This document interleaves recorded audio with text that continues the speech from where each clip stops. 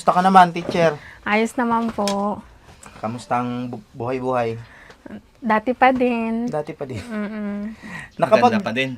Oo, maganda pa din. Kamusta pala yung yung work mo? Anong Yung work. plano?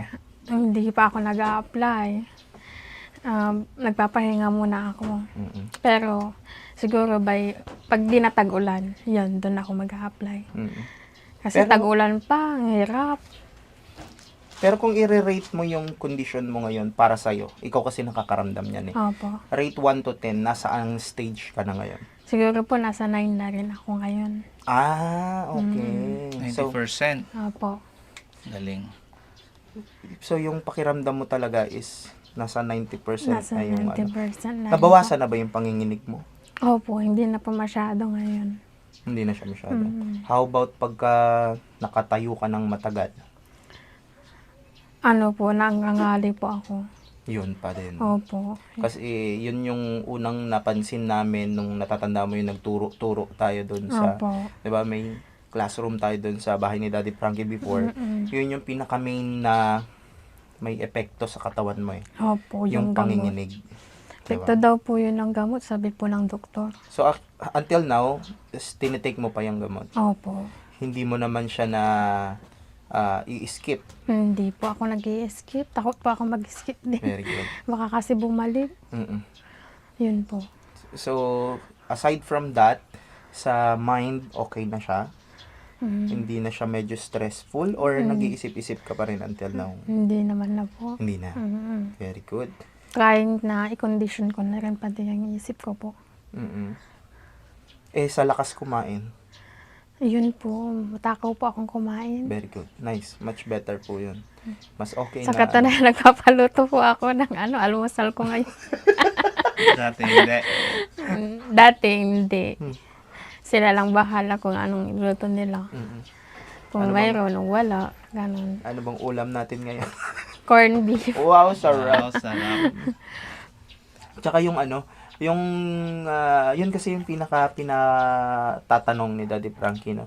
Kung kamusta yung kondisyon mo, kung mayroong ka pang nararamdaman until now. Mm.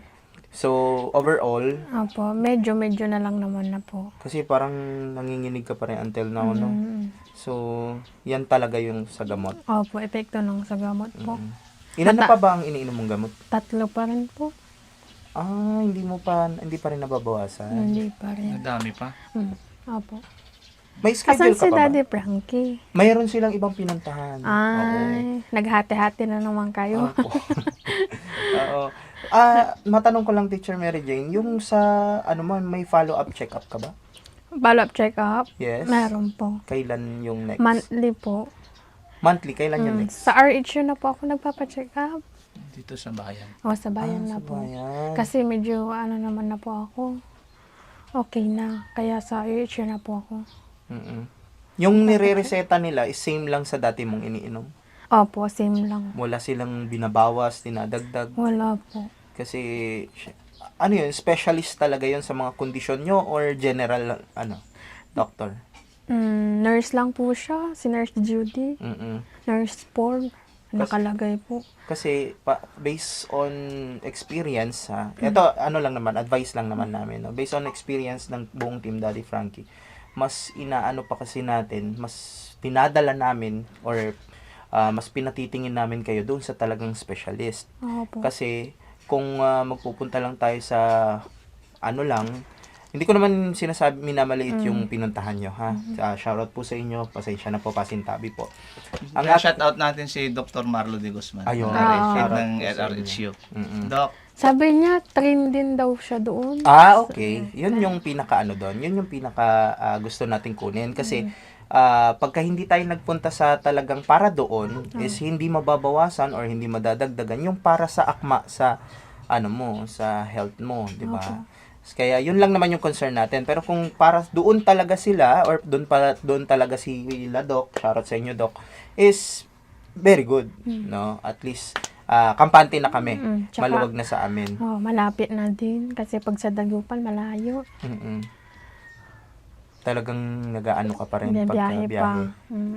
Hirap ka Pero pa din. noon, nagbidahe talaga ako nung talagang kasagsagan pa ng yung hilo-hilo ko. Mm. Pero ngayon, medyo kumalma naman. Kaya sabi ko, try ko sa RHU na lang. Mm. Para mas malapit. Sabi na, pumunta po kasi sila dito din. Si Si Doc Marlo. Ay, At sinabi nice. nila, train din ako dyan. Sabi niya. Kilala niya din yung mga gamot ko na iniinom ko. Kaya, galing. yan, sige po. Sabi ko, try ko din pong pumunta sa inyo. Sabi ko, Mm. yeah, yun po. Ngayon po sa kanya na Sa po ako kanya. nagpapagamot. Ayun. Ayan. Thank you so much, Doc Marlon, ha. Salamat po. At yung ano pala, teacher, di ba nanginginig ka pa rin? Paano pagka nagmumotor ka? Nagmumotor ka ba madalas? Hindi po, minsan lang po. Kapag ganito na maulan, hindi po ako Hindi na. lumalabas kasi maputik po. So, pero napapainit, nagagamit mo yung motor. Napapainit mo naman siya. Nagagamit ko Oo, naman po. kasi- Paminsan-minsan lang po ako nagdadrive. Para hindi kasi ma-stuck. Oh, yun po. Kasi Oo. masisira din yun Yes. pag na-stop. At least, napapangalagaan mo naman yung bigay ng ating Daddy Frankie at Opo. ng mga sponsor, no? Mm. So, masaya kami dahil okay ka na. Mhm. Konting kembot na lang, Opo. okay na ulit. Opo. Magti-teaching ka na ulit. Mhm. Hangad namin at Teacher Mary Jane na sa susunod. Sana makapunta din kami kung saan ka mag-work sa susunod. Opo. Para- Invited naman po kayo kung saan yan. Para makita namin kung paano yung routine mo. Siyempre, hindi pa rin namin kasi inaalis yung tingin namin sa inyo na kahit magaling na kasi gusto namin is yung 100% Mm po. na mapapanatag ng buong team at sa ibang mga kababayan kami ulit tututok, Mm. 'di ba? Opo. At dahil diyan kaya kami pumunta dito, Boss Tax. Yan, pagdating dun sa ano, no, gusto nang magturo ulit ni Teacher Mary Jane. Mm-mm. For sure naman, teacher, papasa ka. Opo. Yes. Papasa po ako. Papasa siya. Kasi magaling Totoo. siya di ba? Nagkataon lang na ganito yung nangyari. Oo. Di ba? Matanong ko lang bago yung pakay talaga namin dito. Opo. Ano yung ginagawa mong libangan sa araw-araw? Manood po ng TV, mag-cellphone, Mm. mga ganun po. Makatulog. Hmm. Nag-iipon po talaga ako ng tulog kasi pag nag-work na, ayun, less tulog na rin. Totoo Kasi yan. yung, no, puyat din. Kasi pag-review nyo sa mga batang tuturuan. Opo. Siyempre, nasabi ni Teacher Mary Jane, nanunood. Mm. Ang tanong doon, sinong pinapanood mo? Ay, ano po, sa mga palabas po. Palabas. Yung palabas ni Daddy Frankie, hindi mo pinapanood? Pinapanood ko rin po. Lilinawin lang namin, teacher. Alam ko galing kayo kila Ate Dangdang. Galing. Dated siya. Tapos na rin ang blessing ni Ate Nida. Ayun. Bahay ni Kuya Oliver, tapos na din. Gamit na lang. Alam. Diba? Baka mamaya pareho ka ni Lola Cheding hanggang alauna ka nanonood. Nanonood Nagreklamo ako. yung kapitbahay mo. Oo. Alam ko. Yung ano talaga, teacher, pakay namin dito. Diba?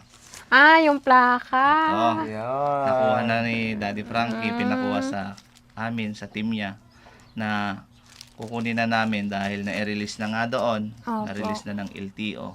So ito, nandito na siya ngayon. Mm. Para may kabit mo kahit ma-checkpoint ka dyan, wala nang magiging problema. Kasi hassle din kasi na wala tayong plate number. Opo. Yan, kahit saan na tayo pumunta, safe na tayo. Bukod sa safe, yung motor natin, dapat ikaw din yung nagdadrive, safe din. Opo. Siyempre, pag may plaka, may CR. ORCR. Katunayan na Katunayan yan na nandyan na yung ano mo.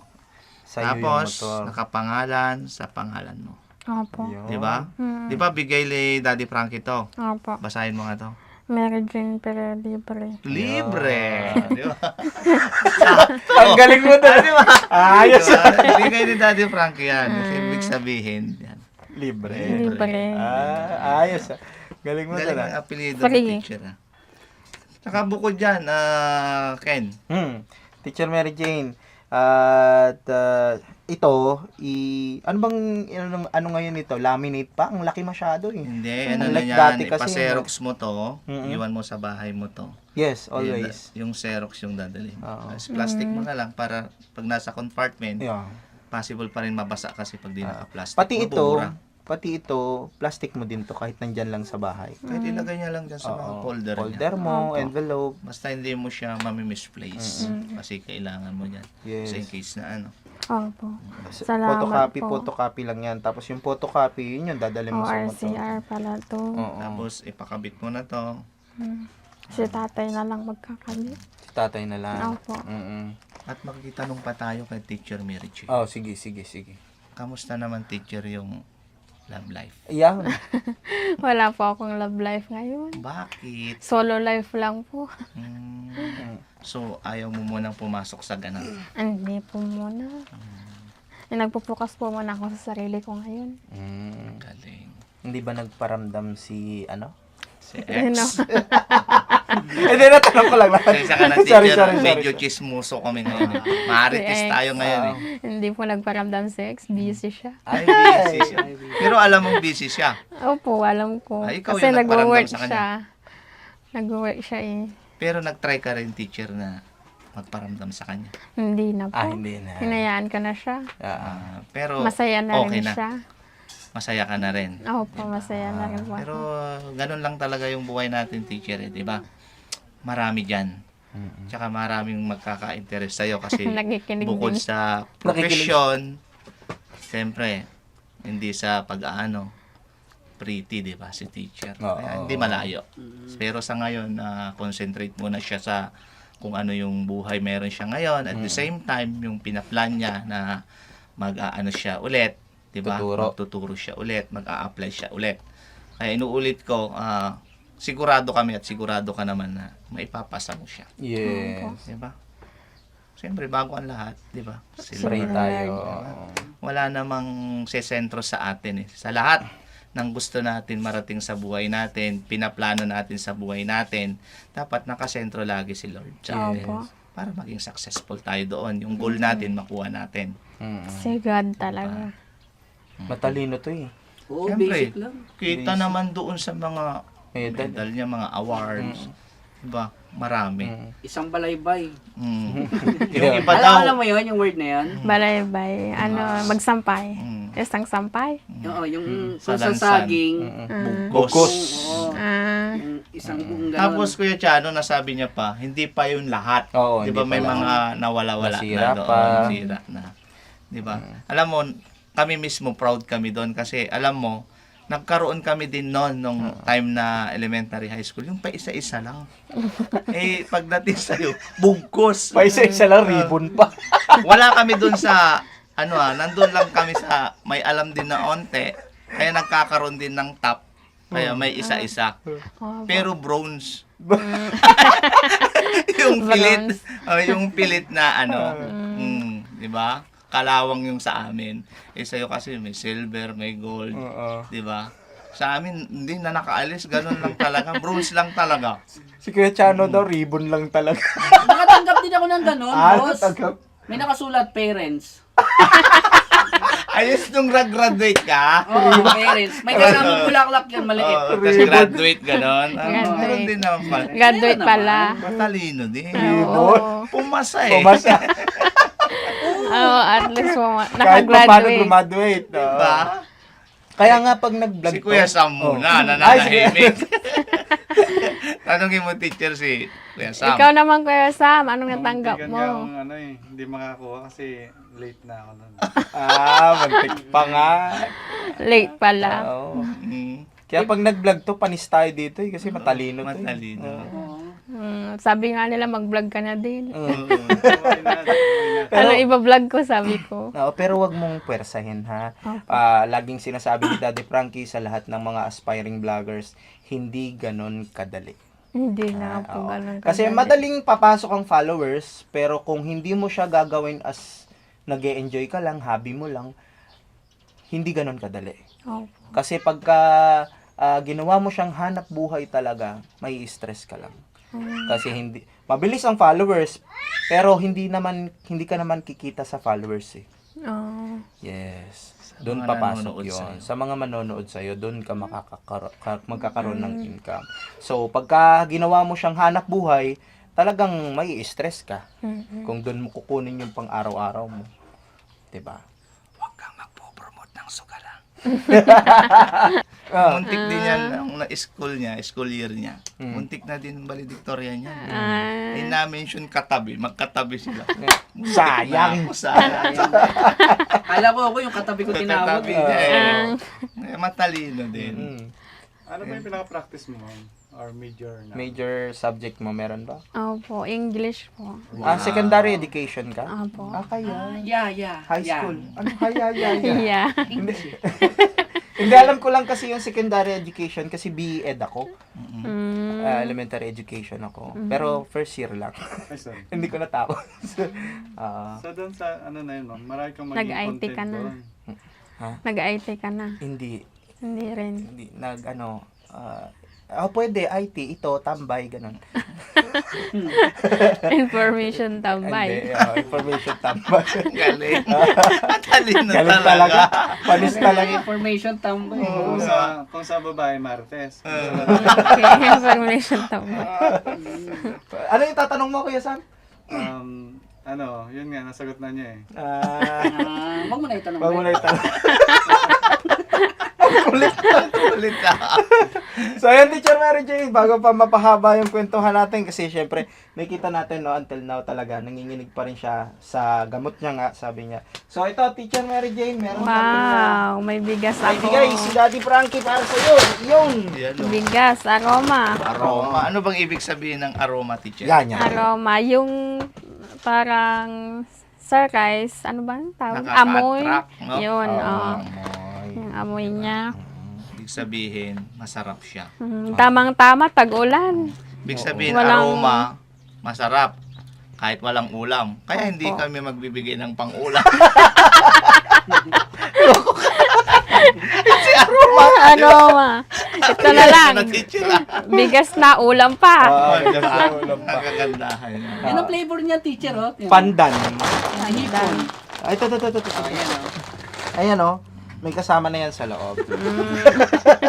Ayan, Hinalo. hanapin mo na lang po.